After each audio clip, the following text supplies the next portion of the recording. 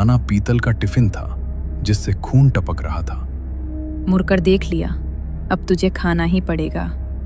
अचानक उस साए का चेहरा फटने लगा। रवि की आंखों की रोशनी धुंधली होने लगी। उसने देखा कि उसकी अपनी परछाई जमीन से उठकर उस साए के साथ गले मिल रही थी। प्रमोद ने रवि को बचाने की आखिरी कोशिश की, लेकिन रवि अब एक पत्थर का बुत बन चुका था। उसकी आंखों से खून के आंसू बह रहे थे।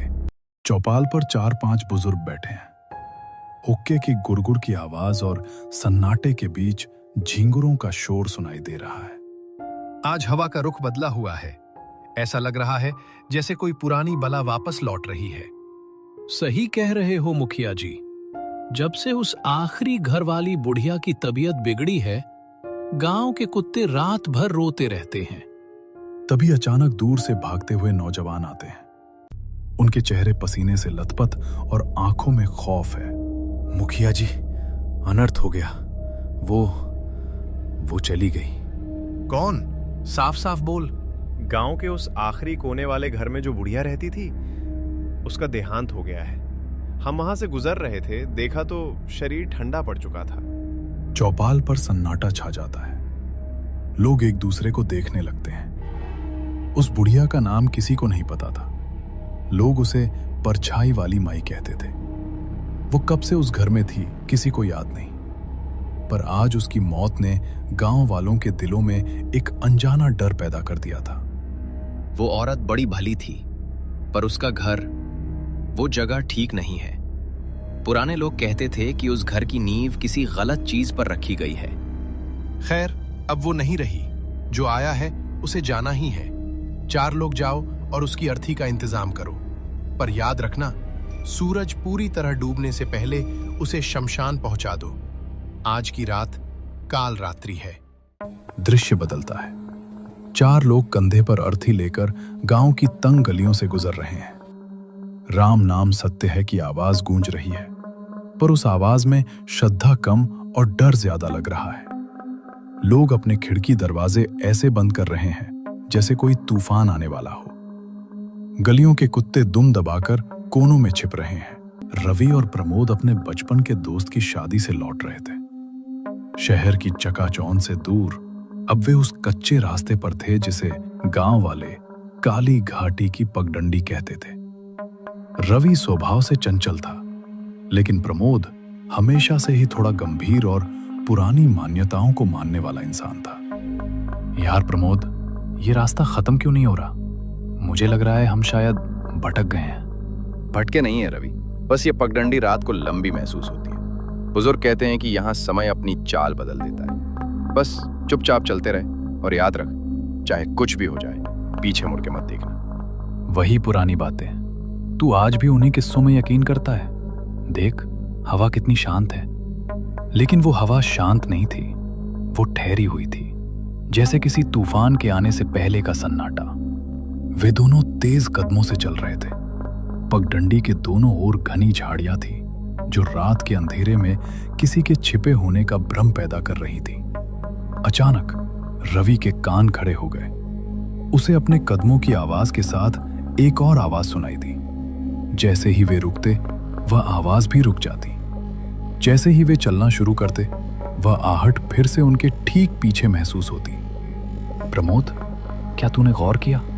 कोई हमारे पीछे चल रहा है। मैंने कहा था ना, चुपचाप चल। यहाँ की मिट्टी आवाजें पैदा करती है, तू बस सामने देख।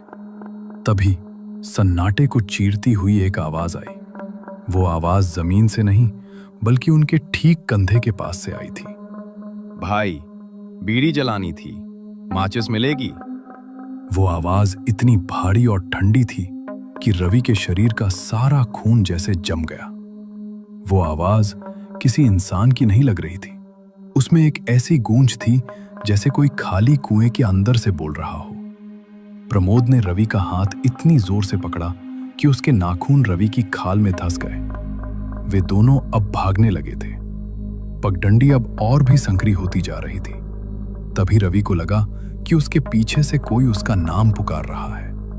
रवि, बेटा रुक जा, इतनी रात को कहाँ भागा जा रहा है? रवि ठिठक गया। ये आवाज उसकी माँ की थी। वही ममता भरी आवाज, वही पुकार जो उसे बचपन में सुनाई देती थी। पर रवि की मां का देहांत 5 साल पहले ही हो चुका था। मां, क्या ये सच में आप हैं? नहीं रवि, ये वो नहीं है, ये छलावा है।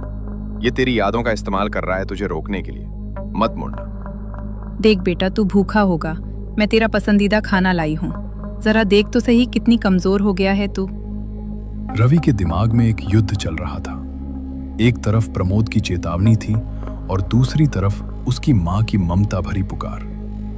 रवि ने अपनी सुध बुध खो दी। उसने प्रमोद का हाथ झटक दिया।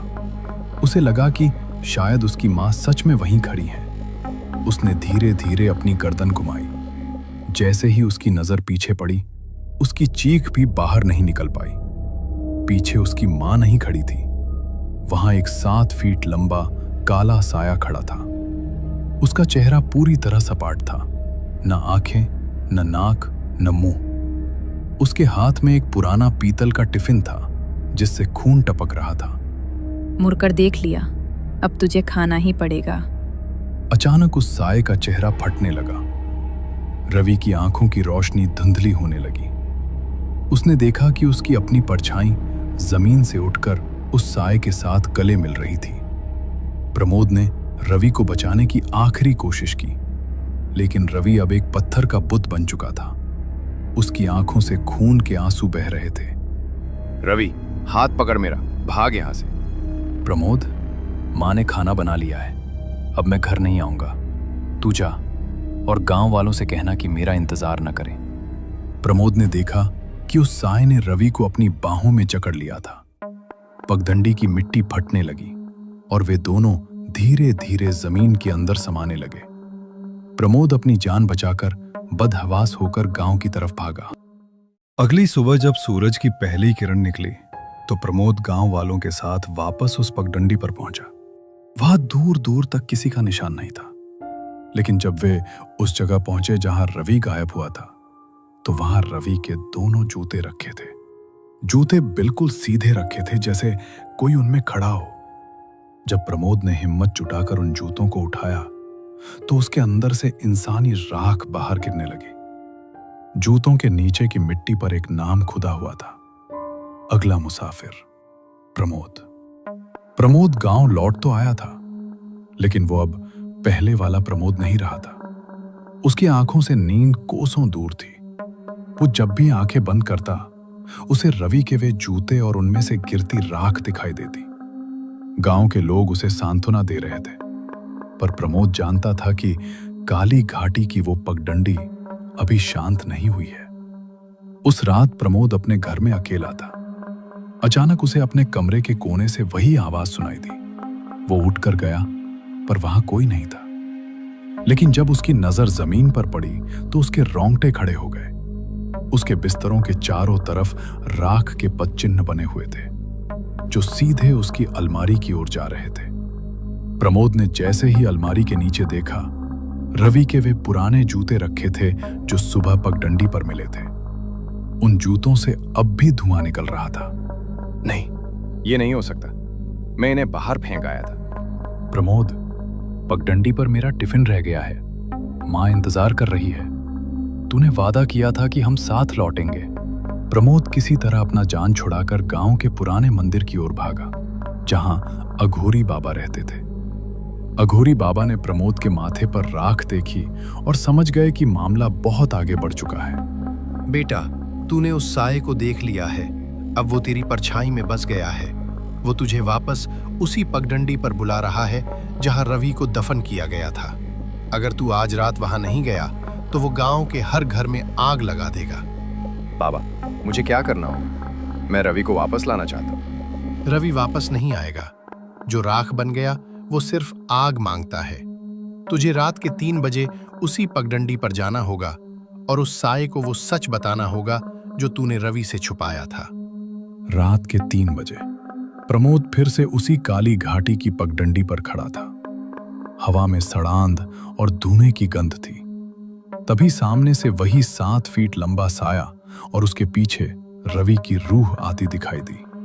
बोलो प्रमोद, वो सच क्या है? क्यों तुमने रवि को पीछे मुड़ने के लिए मजबूर किया था? मुझे माफ कर दो रवि। उस रात जब हम शादी से लौट रहे थे, मैं तुझसे चिढ़ता था। मुझे तेरी नौकरी और तेरी खुशी से जलन थी। जब माँ की आवाज आई तो मैंने ही तुझे उकसाया था कि पीछे देख। मैंने जानबूझकर तेरा हाथ ढीला छोड़ा था ताकि वो साया तुझे ले जाए। जैसे ही प्रमोद ने अपना गुनाह कबूला, पगडंडी की जमीन कांपने लगी। रवि की रूह की आंखों से काला तरल बहने लगा। दोस्ती में जलन की जगह नहीं होती प्रमोद। अब तुझे भी वही भूख महसूस होगी जो मुझे हो रही है। देवपुर गांव में पिछले 2 दिनों से बिजली गुल थी। शाम के ठीक 7:30 बज रहे थे, लेकिन अंधेरा ऐसा छाया हुआ था मानो आधी रात उतर आई हो। चारों तरफ सन्नाटा था। ऊपर से ठंड भी कुछ ज्यादा ही बढ़ गई थी। हवा में अजीब सी नमी और सिहरन घुली हुई थी। उधर दूसरी तरफ गांव के बाहर पुराने पीपल के पेड़ के नीचे हरिहर की चाय की दुकान थी। दिन में जहां इस दुकान पर लोगों की आवाजें, हंसी ठिठोली और चाय के गिलासों की खनक गूंजती रहती थी, आज वहां एक अजीब सा सन्नाटा पसरा हुआ था। काका, आपने गौर किया? आज ये सन्नाटा कुछ ज्यादा ही गहरा नहीं है। न चिड़ियों की चहचहाहट, न कुत्तों का वो रोना जो रोज सूरज ढलते ही कलेजा चीर देता था। ऐसा लग रहा है जैसे पूरा गांव सांस रोककर किसी अनहोनी का इंतजार कर रहा हो। मेरा तो मन घबरा रहा है बेटा। घर चला जा, आज की रात ठीक नहीं है। अमावस्या की रात वो जाग जाती है। माधव घबराकर बोला, काका, मुझे कुछ समझ में नहीं आ रहा, जरा अच्छे से बताइए ना। ठीक है तो सुनो, मैं तुम्हें एक सच्ची घटना सुनाता हूँ। उसके बाद तुम सबको सब कुछ साफ साफ समझ में आ जाएगा। रामपुर गांव के बाहरी छोर पर एक वीरान और खंडर हो चुकी हवेली खड़ी थी, जिसे लोग खौफ के मारे लाल हवेली पुकारते थे। गांव के बुजुर्गों का मानना था कि उस हवेली की दीवारों को इंसानी खून की प्यास है और जो भी वहां गया कभी लौटकर नहीं आया। दशकों से उस हवेली के भारी किवाड़ बंद थे और वहां सन्नाटे का पहरा था। हालांकि इस बार प्रशासन ने उस मनहूस जगह को तुड़वाकर वहां एक आधुनिक अस्पताल बनाने का निर्णय लिया। इस चुनौतीपूर्ण कार्य की जिम्मेदारी गांव के मुखिया को सौंपी गई थी। अस्पताल तो बन जाएगा, पर उस कोहनी मारती हवेली में कदम कौन रखेगा? सरकार को क्या पता कि वहां ईंटें नहीं, रूहें बसती हैं। तभी मुखिया के 2 खास चमचे, मंगल और जगत, वहां पहुंचते हैं। दोनों थोड़े डरपोक हैं, पर मुखिया के सामने वीर बनते हैं। अरे मुखिया जी, आप काहे परेशान हैं? हम हैं ना, हवेली ही तो है, गिरा देंगे। चुप कर मंगल। हवेली गिराना आसान है, पर रात में वहां पहरा देना मौत को दावत देना है। सरकारी आदेश है कि काम शुरू होने से पहले 1 हफ्ते तक वहां रात में गार्ड तैनात करना होगा ताकि कोई गड़बड़ ना हो। तुम दोनों आज रात वहां रुकोगे? नहीं मुखिया जी, हमारी जान बख्श दीजिए। कल ही सुना था कि हवेली की खिड़कियां अपने आप बज रही थी। हम वहां नहीं रुक पाएंगे। तो फिर रास्ता ढूंढो। मुझे कोई ऐसा आदमी चाहिए जो मौत से न डरे। सुना है अपने गांव में एक रघु नाम का लड़का है जो बहुत निडर है। उसे बुला कर लाओ और बोलना हम उसे इस काम के अच्छे रकम भी देंगे। ठीक है मुखिया जी, अभी जाते हैं। इतना बोलकर मंगल और जगत मुखिया के घर से चला गया। गांव का वो अंतिम छोर जहां रोशनी भी दम तोड़ देती थी, वहीं लालू की चाय की दुकान थी। रात के सन्नाटे में केतली की फुसफुसाहट और बेंच पर बैठे 4 ग्रामीणों की दबी दबी आवाजें माहौल को और भारी बना रही थीं। उन्हीं के बीच बैठा था रघु, जो हर अनहोनी से बेखौफ दिख रहा था। अरे भाई रघु भाई, सच सच बताना, क्या तुम वाकई में इन भूत प्रेतों और रूहों पर यकीन करते हो? छलावा फलावा सब मन का वहम है, कुछ नहीं होता ये सब। तू भी इन बेकार की बातों में पड़कर अपना खून सुखा रहा है। अरे रघु भाई, तुम शायद उस खौफनाक मंजर को भूल रहे हो। याद करो अमावस्या की वो स्याह रात। गांव की सरहद में 2 मुसाफिर दाखिल हुए थे। सब ठीक था, लेकिन जैसे ही वे उस पुरानी हवेली की दीवारों के साए से गुजरे, न जाने वहां क्या खौफनाक मंजर हुआ होगा। अगली सुबह सूरज ढलने से पहले ही चौपाल पर उन दोनों की बेजान लाशें मिली थीं। उनके चेहरों पर जो डर था, वो आज भी रूह कपा देता है। अरे वो किसी साए या छलावे का काम नहीं रहा होगा। पक्का उन खूंखार डाकुओं की साजिश होगी जो दूसरे गांव में छिपे रहते हैं। इंसानों से डरो, मुर्दों से नहीं। चाय की टपरी पर अभी जो गहमा गहमी थी वो एक पल में ठंडी पड़ गई। हर तरफ एक अजीब सी खामोशी छा गई, जैसे कोई तूफान आने वाला हो। तभी धुंधलके को चीरते हुए मंगल और जगत के कदम पास आते दिखाई दिए। उन्हें देखते ही वहां बैठे लोगों के चेहरों का रंग उड़ गया। रघु भाई, मुखिया जी ने याद किया है। बहुत जरूरी काम है, हवेली के बारे में। हवेली? उस खंडर के लिए मेरी क्या जरूरत आन पड़ी? भाई मुखिया जी खुद बताएंगे, बस हमारे साथ चलो, समझो गांव की भलाई का काम है। रघु उनके साथ मुखिया के आलीशान घर पहुंचा।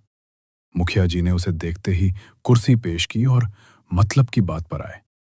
देखो रघु, तुम इस गांव के सबसे बहादुर लड़के हो। सरकार वहां अस्पताल बना रही है। अगर तुम 7 रातें वहां पहरा दे दो तो सरकार तुम्हें सरकारी नौकरी और इनाम देगी। बोलो, करोगे? मुखिया जी, लोग कहते हैं वहां जो गया वो वापस नहीं आया, पर मुझे पैसों की जरूरत है। मैं तैयार हूं।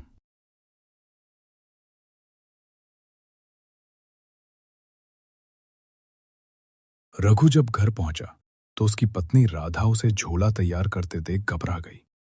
जब रघु ने उसे पूरी बात बताई तो राधा का चेहरा सफेद पड़ गया। नहीं रघु, मैं तुम्हें वहां नहीं जाने दूंगी। वो अस्पताल नहीं, शमशान बनेगा। क्या तुम्हें याद नहीं कि 10 साल पहले उसी हवेली की वजह से हमारे परिवार के साथ क्या हुआ था? वो जगह शापित है।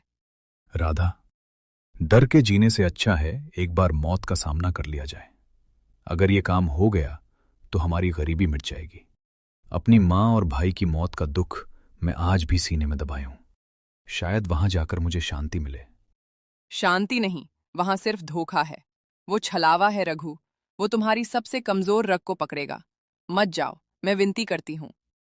लेकिन रघु ने अपनी लाठी उठाई और राधा की बात अनसुनी कर हवेली की ओर चल दिया। राधा दरवाजे पर खड़ी उसे अंधेरे में ओझल होते देखती रही, जैसे वो अपने पति को आखिरी बार देख रही हो। रात के 12 बज रहे थे। कोहरा इतना घना था कि रघु को अपनी टॉर्च की रोशनी भी धुंधली लग रही थी। जैसे ही वो लाल हवेली के गेट पर पहुंचा, उसे एक अजीब सी भारीपन महसूस हुआ। हवेली का गेट बिना छुए ही आवाज के साथ खुल गया। रघु ने अंदर कदम रखा। अचानक उसे महसूस हुआ कि कोहरे के बीच कोई साया चल रहा है। हवेली की दीवारें जैसे रघु को निगलने के लिए तैयार खड़ी थीं। तभी सन्नाटे को चीरती हुई एक आवाज आई। रघु भाई रुकिए, मैं भी आ गया आपका साथ देने। मंगल, तुम यहां क्या कर रहे हो? मुखिया जी ने तो तुम्हें घर जाने को कहा था। अरे भाई, आपका डर भगाने आया हो। आइए अंदर चलिए, वहां बहुत सोना छुपा है। रघु जैसे ही उसके पास पहुंचा, उसने देखा कि मंगल की आंखें बिल्कुल सफेद थीं और वो जमीन से